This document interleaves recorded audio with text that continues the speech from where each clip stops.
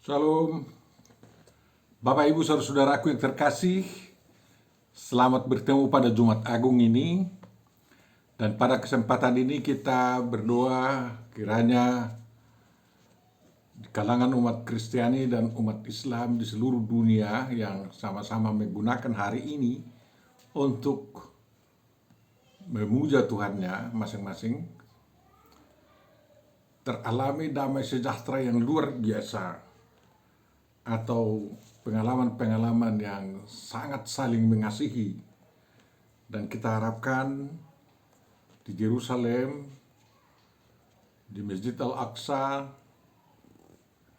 di tengah-tengah bangsa Israel, umat Kristiani dan umat Islam dapat bertemu dalam kasih dan persaudaraan yang sangat luar biasa. Dan kiranya makna puasa bagi saudara-saudara kita yang beragama Islam benar-benar dapat terasakan, yakni puasa yang menunjukkan kasih kepada sesama manusia, dan juga orang Kristen yang merayakan mengenang kematian Yesus Kristus bisa berprosesi di rumah-rumah ibadah tanpa ada gangguan, tetapi dunia sekitarnya atau saudara-saudaranya yang ada di lingkungan masing-masing menunjukkan kasih setia atau kasih sayang, kasih kemanusiaan. Itulah harapan kita. Selamat berpuasa, mengadakan ibadah puasa di bulan Ramadan kepada saudara-saudara kita yang beragama Islam, dan selamat merayakan Jumat Agung bagi umat kita, umat Kristiani dalam segala sekte. Bapak Ibu Saudara, saya ajak saudara untuk mensubscribe video ini, bukan untuk mencari uang tetapi untuk persahabatan kita. Bapak Ibu Saudara yang terkasih, kita akan merenungkan Ibrani 5 ayat 7-10 pada kesempatan ini, dan kiranya kita bisa semakin memperdalam makna kematian Yesus Kristus yang selalu sampai sekarang diperdebatkan oleh banyak pihak, baik di kalangan orang Kristen sendiri maupun di kalangan umat Kristen dan non-Kristen. Untuk itu kita memulai perenungan kita, kiranya damai sejahtera Allah yang melampaui segala akal budi manusia memenuhi hati dan pikiran Bapak Ibu Saudara dalam merenungkan makna Jumat Agung dan juga firman yang sampai kepada kita pada kesempatan ini. Amin. Tuhan Bapa Surgawi, terima kasih Engkau tuntun kami bisa merayakan atau mengenang hari kematian-Mu untuk menebus kami dari kuasa maut sehingga kami memperoleh kehidupan yang kekal dan pengampunan dosa yang tiada taranya. Terima kasih Bapa, buka pikiran kami agar kami dapat memahami apa yang menjadi kehendak-Mu dalam Yesus Kristus. Amin. Firman yang akan kita renungkan Bapak Ibu Saudara diambil dari Ibrani 5 ayat 7-10. Marilah kita baca dan kita ikuti dengan cermat. Dalam hidupnya sebagai manusia, ia telah mempersembahkan doa dan permohonan dengan ratap tangis dan keluhan kepada Dia yang sanggup menyelamatkannya dari maut, dan karena kesalehannya ia telah didengarkan. Dan sekalipun ia adalah anak, ia telah belajar menjadi taat dari apa yang telah dideritanya. Dan sesudah ia mencapai kesempurnaannya, ia menjadi pokok keselamatan yang abadi bagi semua orang yang taat kepadanya.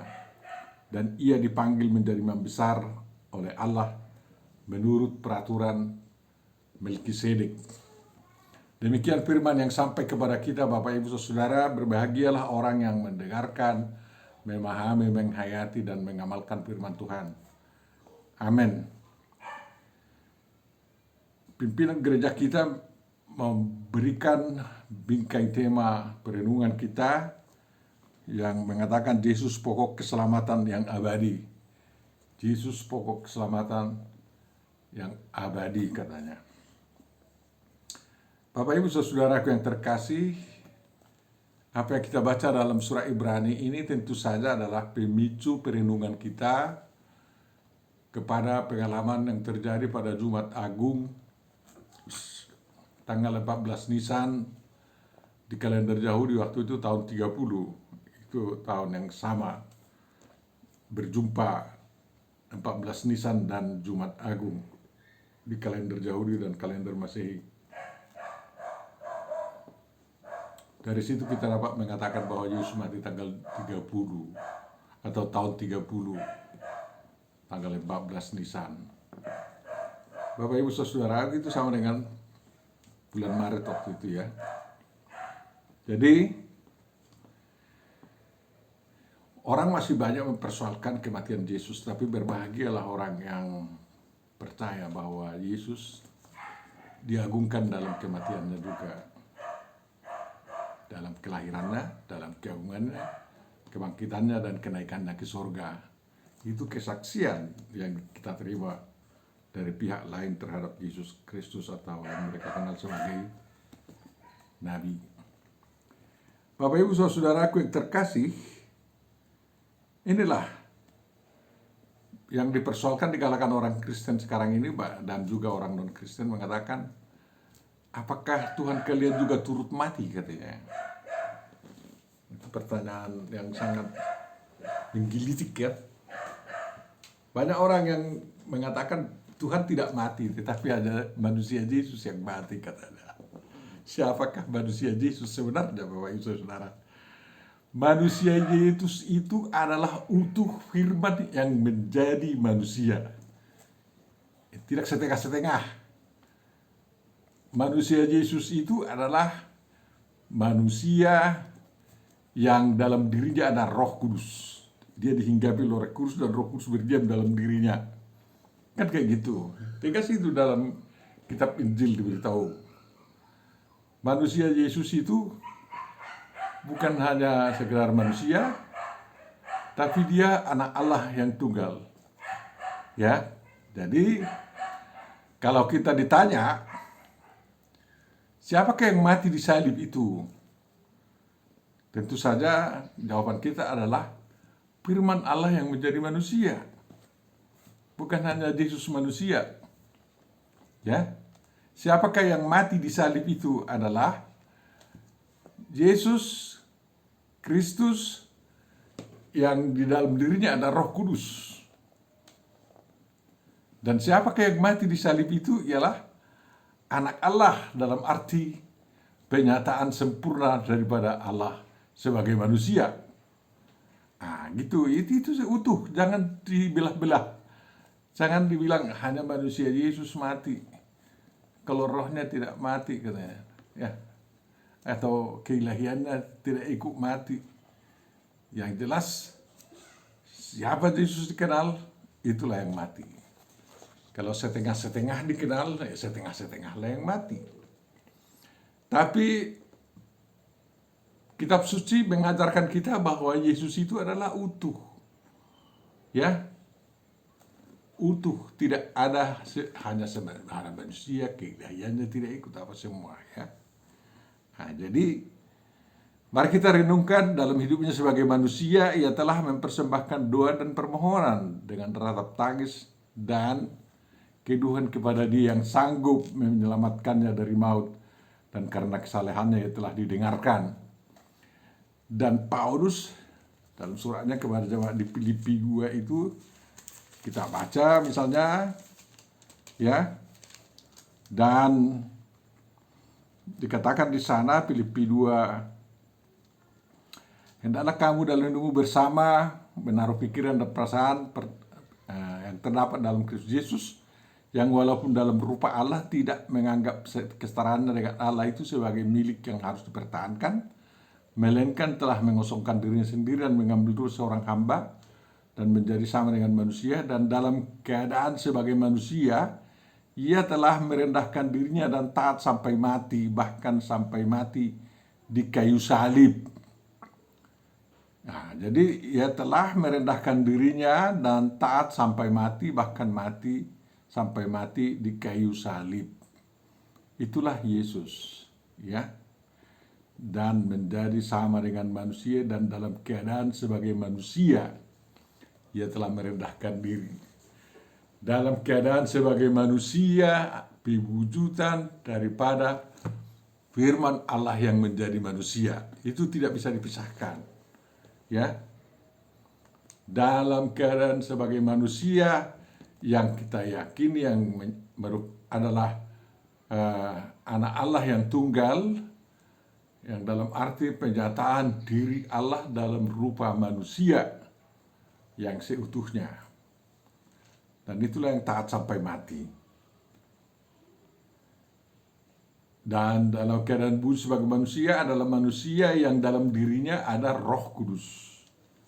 Itulah yang rela ditangkap di Getsemane, disiksa, dihakimi, diadili di hadapan Pilatus, diejek-ejek oleh kaum Yahudi yang anti Yesus, bahkan dituntut sampai mati yang menurut mereka adalah hukuman yang pantas karena dianggap mengfitnah Tuhan sesuai dengan hukum yang ada di dalam kitab ulangan dalam kitab Yahudi.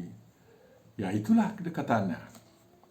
Jadi kita mengingat Jumat Agung ini dalam rangka juga mengkoreksi iman kita bahwa siapakah yang tersalib itu adalah Yesus yang seutuhnya, bukan Yesus yang setengah-setengah.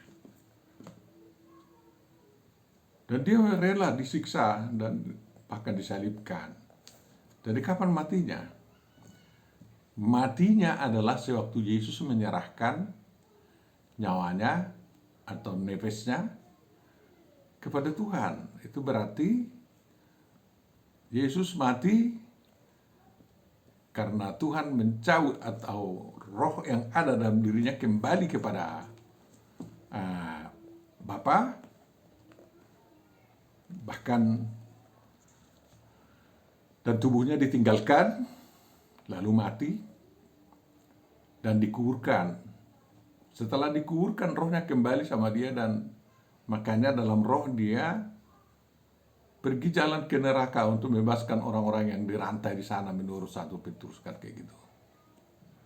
Nah, pada hari yang ketiga setelah rohnya kembali, roh yang menyertainya di waktu di kandungan dan dilahirkan, yang menyertainya sepanjang hidupnya, yang di dalam dirinya sepanjang hidupnya kembali kepada diri Yesus, lalu dia pada hari ketiga bangkit dari antara orang mati, hidup kembali, dan sebagai Yesus yang utuh kembali dalam tubuh yang mulia. Ya, tubuh yang mulia, kita katakanlah tubuh yang tidak lagi bisa disiksa dan lain-lain, Bapak Ibu Saudara. Jadi kapan matinya Yesus adalah sewaktu terpisah nafas saya atau nafas sebagai sumber kehidupan dalam dirinya, dan diserahkannya itu kepada Bapa. Karena dari salib sebelum dia mati dikatakan, ya Bapa, ke dalam tanganmu kuserahkan nyawaku. Kan kayak gitu, baru kepalanya tertunduk dan mati. Jadi siapa yang mati di sana? Ya tentu saja kematian yang dimaksud adalah keterpisahan daripada tubuh dan unsur kehidupan dari dalam diri Yesus. Dan kehidupannya kembali setelah unsur kehidupan yang sempat meninggalkan dirinya itu kembali lagi ke dalam tubuh Yesus yang dikuburkan itu. Bahkan dia jalan-jalan atau pergi ke dunia bawah untuk membebaskan orang yang terrantai di sana. Dan kembali lagi ke tubuhnya dan bangkit dari antara orang mati pada hari yang ketiga setelah dia disalibkan, Bapak Ibu Saudara.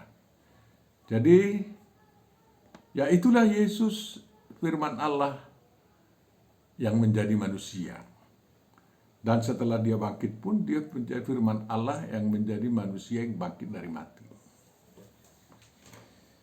Jadi kita jangan setengah-setengah percaya, seolah-olah Tuhan tidak maha kuasa, walaupun dia mengalami sedemikian ya. Jadi Yesus itu kan hanya rela menderita dan mati dan dikuburkan. Ya, kalau dia rela mati, itu bukan berarti keilahian Yesus hilang dan kalah. Tidak. Itu tanda kerelaannya sampai kepada pengalaman terdalam yang apa yang dimaksud manusia menjadi kematian itu dialaminya. Lalu dikalahkannya kematian itu, dan sehingga Yesus bangkit dari antara orang mati lagi. Bapak Ibu saudaraku yang terkasih, sewaktu hidupnya memang Yesus berdoa. Ya. Yesus berdoa kepada Allah Bapa, seperti dikatakan penulis Ibrani tadi, dan oleh karena kesalahannya doanya dikabulkan. Ya. Apa yang dikabulkan? Ya, keselamatan bagi orang-orang yang taat dan percaya kepadanya. Dia bukan dia menjadi manusia waktu disalibkan itu. Dia adalah anak. Sebagai anak, dia taat. Jadi bukan hanya sebagai manusia, dia taat. Tetapi sebagai anak Allah yang tunggal, dia taat. Untuk mengalami derita itu, sehingga derita itu dikalahkan. Bapak Ibu Saudara,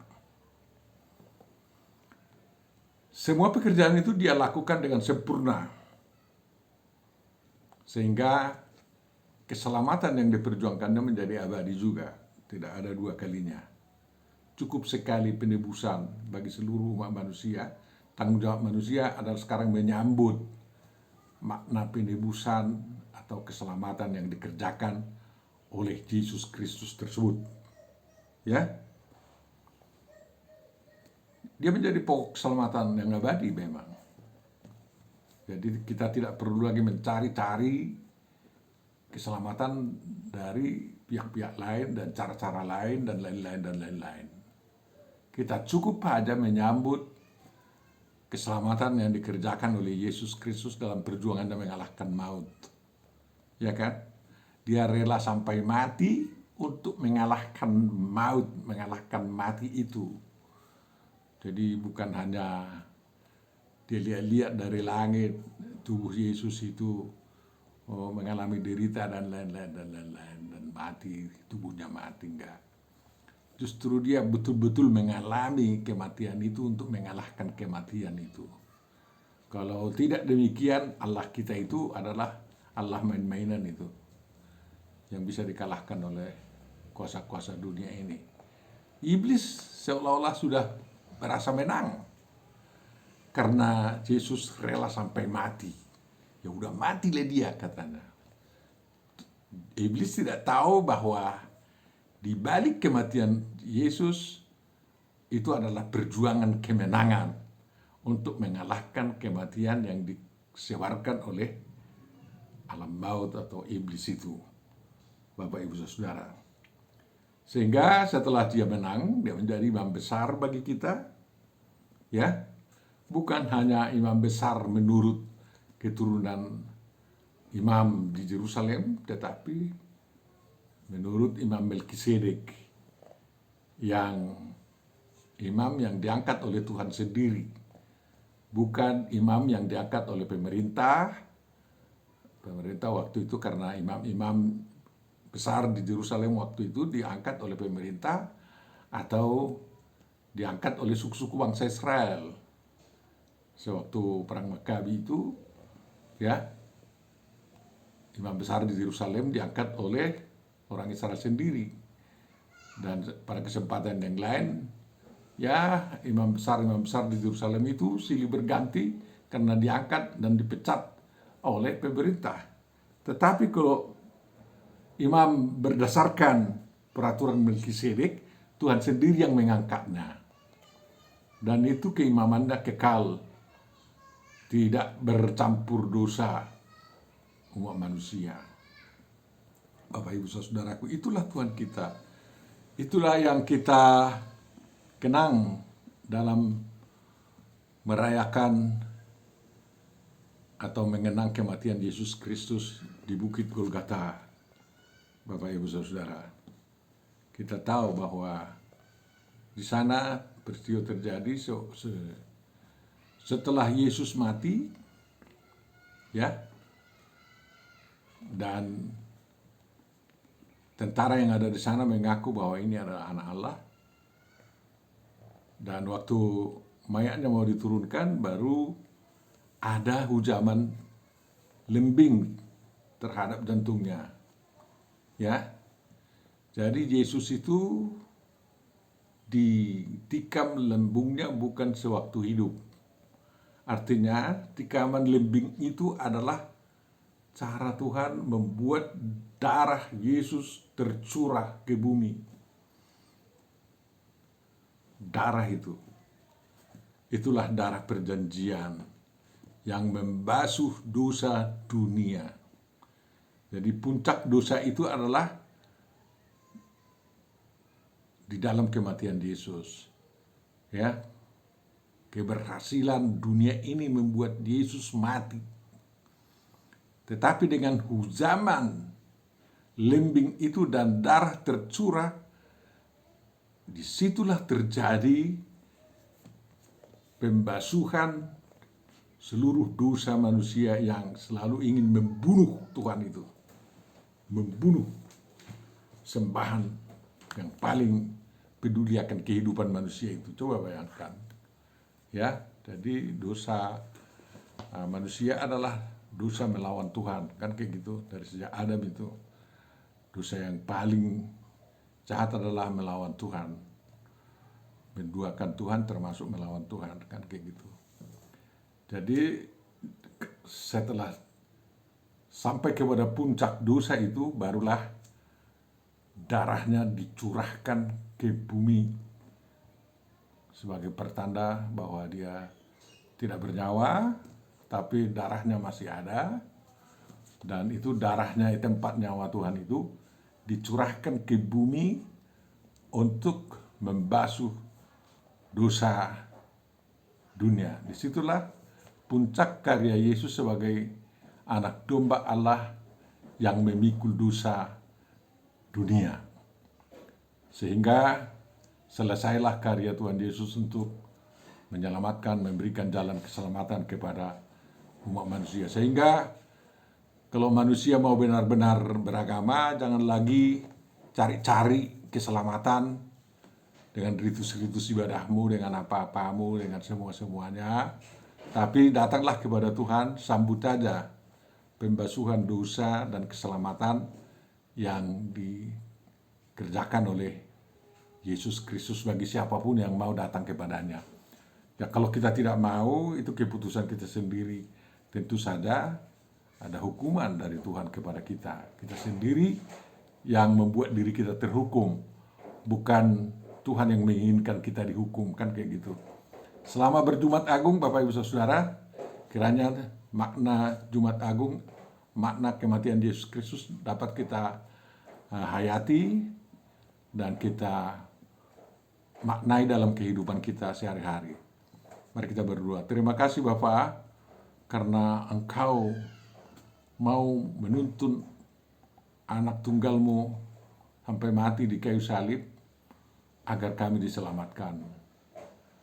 Banyak hal yang tidak kami pahami dan tidak kami mengerti dari apa yang kau kerjakan dalam diri Yesus Kristus itu. Tetapi kalau Roh Kudus-Mu mencerahi kami, kami akan mendapat kebahagiaan yang luar biasa dan pemahaman yang sangat membahagiakan dari apa yang kau cerahi dalam pikiran kami tersebut. Cerahilah pikiran kami Tuhan untuk memaknai kematian Yesus Kristus. Terima kasih Bapa. Kiranya damai sejahtera-Mu dapat dialami seluruh umat manusia, terutama di hari Jumat Agung ini.